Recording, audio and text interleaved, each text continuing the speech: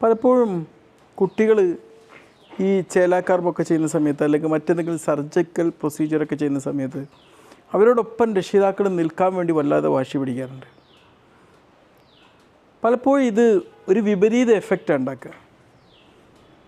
ഇത് ചെയ്തുകൊണ്ടിരിക്കുമ്പോൾ രക്ഷിതാക്കൾ ഭയങ്കര ആശങ്കപ്പെടും. കുട്ടിക്ക് ഒരു ഇഞ്ചക്ഷൻ അങ്ങോട്ട് കൊടുക്കുമ്പോഴേക്ക് ഒരു കരയാൻ തുടങ്ങും. അപ്പോഴൊക്കെ ഉണ്ടാകുന്നൊരു പ്രശ്നം എന്ന് വെച്ച് കഴിഞ്ഞാൽ ഈ പ്രൊസീജിയർ ചെയ്യുന്നവരുടെ ശ്രദ്ധ കൂടുതലായിട്ട് പോവുക ഈ രക്ഷിതാക്കളുടെ എക്സ്പ്രഷനുകളിലേക്കാവും. അപ്പോൾ ആരെങ്കിലും എവിടെയെങ്കിലുമൊക്കെ ഇങ്ങനെ നിൽക്കാൻ പാടില്ല എന്ന് പറയുമ്പം അതിനെ തട്ടി കയറിയിട്ട് പറയേണ്ട ആവശ്യമൊന്നുമില്ല. കഴിഞ്ഞ ദിവസം അങ്ങനത്തെ ഒരു അനുഭവം ഉണ്ടായതുകൊണ്ടാണ് പറയുന്നത്. ഒരു കുട്ടി ഇങ്ങനെ ഒരു ചേലാകർമ്മം ചെയ്യുന്ന സമയത്ത് വല്ലാതെ കരയാണ്. കുട്ടി വേദന കൊണ്ടല്ല കരയുന്നത്.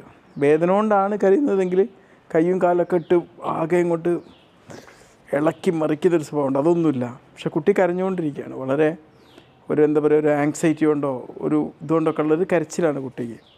പക്ഷെ രക്ഷിതാക്കൾ പുറത്തുനിന്ന് ഇതിലേറെ ആങ്ഷ്യസ് ആവുകയാണ്.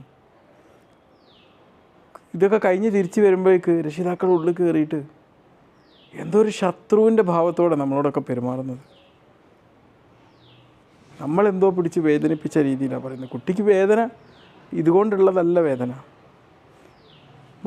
പലപ്പോഴും അവരോട് കുറച്ചുകൂടി കാര്യങ്ങളൊക്കെ സംസാരിക്കണമെന്നുണ്ടായിരുന്നു. പക്ഷെ പിന്നെ എനിക്ക് സംസാരിക്കാൻ പറ്റുന്നില്ല. ഞാൻ പറഞ്ഞ സിസ്റ്റർമാരോട് നിങ്ങൾ പറഞ്ഞു കൊടുത്താൽ മതി എന്ന് പറഞ്ഞു. കുറച്ച് ഡീറ്റെയിൽഡ് കാര്യങ്ങൾ. കാരണം അപ്പോഴേക്ക് നമുക്കിടയിൽ എന്ത് ചെയ്യാണ്, ഒരു എന്താ പറയുക, ആശയവിനിമയത്തിന് മുമ്പിൽ വലിയൊരു വന്മതിൽ ക്രിയേറ്റ് ചെയ്യുക. അങ്ങനത്തെ ഒരു അവസ്ഥ ഉണ്ടാവരുത് എന്നുള്ളതാണ്. അങ്ങനത്തെ നിയമങ്ങളൊക്കെ പല ആശുപത്രികൾ മുന്നോട്ട് വെക്കുകയാണെങ്കിൽ അത് പാലിക്കാൻ വേണ്ടിയിട്ട് രക്ഷിതാക്കൾ തയ്യാറാവണം. അത് എന്തിനു വേണ്ടിയാണ്? അവരുടെ കുട്ടികളുടെ സുഖകരമായിട്ട് ആ പ്രൊസീജിയർ ചെയ്യാൻ വേണ്ടിയിട്ടാണ്. അല്ലാതെ അവരോട് ദേഷ്യം ഉണ്ടായിട്ടൊന്നുമല്ല. പ്രത്യേകം മനസ്സിലാക്കേണ്ടതുണ്ട്. കാരണം രക്ഷിതാക്കൾക്ക് ഒരു പ്രൊസീജിയർ ചെയ്യുമ്പോൾ ഉണ്ടാകുന്ന ആശങ്കയും ഒരു എക്സ്പേർട്ട് അത് ചെയ്യുമ്പോൾ ഉണ്ടാകുന്ന ആശങ്കയും രണ്ടും വ്യത്യാസമായിരിക്കും. മനസ്സിലായില്ലേ?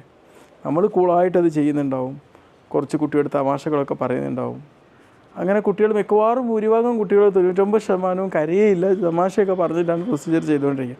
ഇതൊന്നും പറയാൻ പറ്റില്ല രക്ഷിതാവ് അവിടെ മുന്നിലിരിക്കുകയാണെങ്കിൽ. അതാണ് എൻ്റെ ഒരു അവസ്ഥ എന്നാണ്. ഓക്കെ.